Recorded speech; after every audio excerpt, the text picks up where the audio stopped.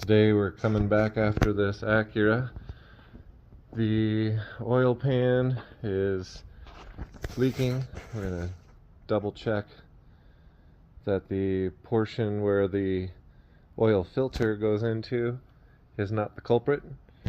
And then we're going to remove the oil pan, clean it up, put some new Rtv on it, button it back up, and hopefully that'll fix the leak. There's the oil.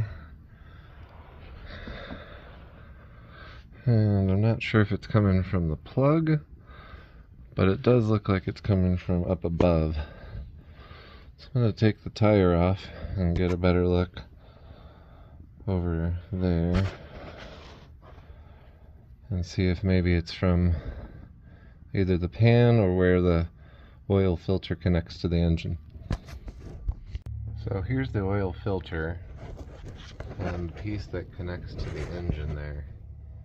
So I'm trying to see in there, is it possible that the oil is leaking from where it's connecting to the engine block? Or, as you can see, there's oil right here. Is it simply just the marrying surface of the oil pan to the engine? So that's the dilemma here. We're going to try and remove the oil pan and reseal, making a gasket with the Honda Bond alternative from O'Reilly's. Not exactly Honda Bond, but it should be the same effect. And I have to determine if I need to remove this portion right here and purchase a new gasket for that. So maybe I'll pull that off and see what it looks like in there, and I'll be back. Alright, so first I'm going to need to take these bolts off here. There's one there, and over there. And once I get those off, then I'll have to remove the exhaust. There's some right there, and right there, and some right up here. So I'm going to start on that now, and I'll be back. Alright, so I took this plate off, and it had a couple that were into this holding it up, so that's just hanging down. And now I've got the first few bolts off there. I'm leaving that one on there because it's in the middle, and now I'm going to take these ones here off the back so I can remove the muffler, and that should give me access to all of the bolts I need for the pan. Okay, I got the muffler off, and it's a little difficult to get it off this hanger right here, but I sprayed a little WD-40 on there and kind of moved it back and forth, and then when I pushed it through the hole there, it worked. So a little out of breath, but ready to start tackling the bolts on the pan. Well, I better drop the oil out of the pan first. And just for the record, the bolts for the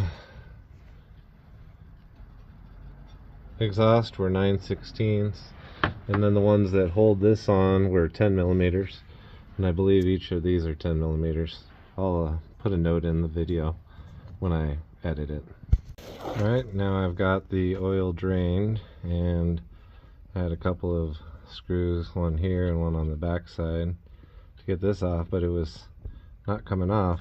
There's a little piece on the side that snaps into this piece, and you just have to wiggle it off. It's right there. That square has a little piece on the side here that it snaps into. Right up in there, it snaps into it, and that kind of holds it on there.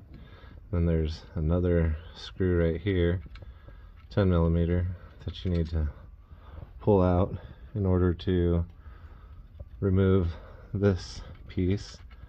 As you can see, there's a little piece that kind of snaps right onto the pan. So pull that out, and off. And there's your little sensor filter thing for the engine temperature. Get that out of the way so I can get this last bolt here. I've got these loosened. They're 17 millimeter. So as I'm pulling these out, this one I just pulled out had oil all over it. So as you can see, I'm putting them kind of in the order that I'm pulling them out, and this one right here is just loaded with oil all over it. So might be an indication that I'm on to something here. So keeping on. Just a couple more bolts to go. I've got that side done. Now I'm going to do this side over here and along that side. I'll pry it off and reapply the Rtv. Okay, so now I've got all the bolts off. So I'm going to need to take myself a little crowbar and get onto this lip right here and wrench it down a little bit so that I can remove the pan, scrape off all of the stuff that was bonding it before, add new stuff, and then bolt it back up. We've got a pretty clear visual representation right here. You can see there was definitely some blowout, and right over here and there and there, around there and there, some there. So yeah, I think this was the right plan. Use a little brake clean and some towels to get the mirroring surface nice and clean. As you can see, it's super shiny and should be good to go. Now I'm doing the same thing underneath the car so that the surfaces don't have any rises or falls, so the Rtv seals nicely and no more leaks.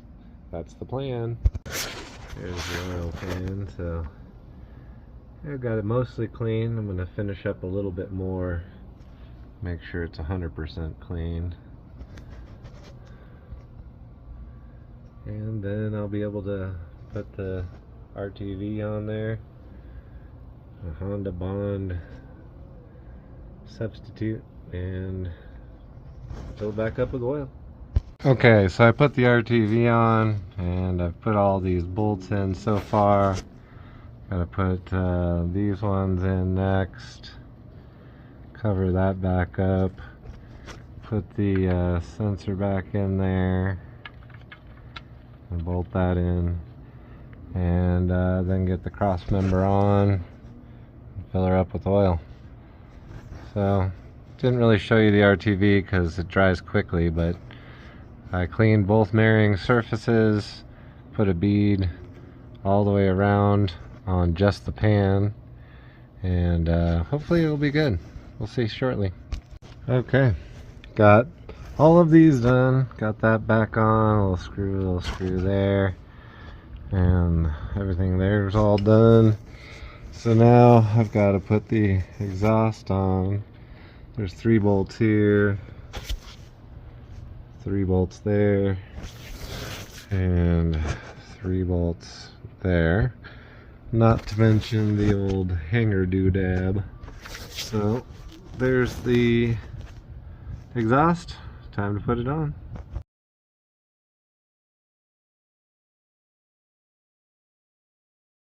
Alright, the day after the work was done, I'm gonna go and check the oil pan for any leaks. The owner is reporting that it seemed to have a little bit more power, so maybe it's not losing oil anymore. Let's check it out. Here we are underneath, and that looks dry, just like it's supposed to be. So, good news. I believe we've got success. Hopefully you enjoyed the video. It wasn't as much detail this time, but if you want to see more, go ahead and like and subscribe.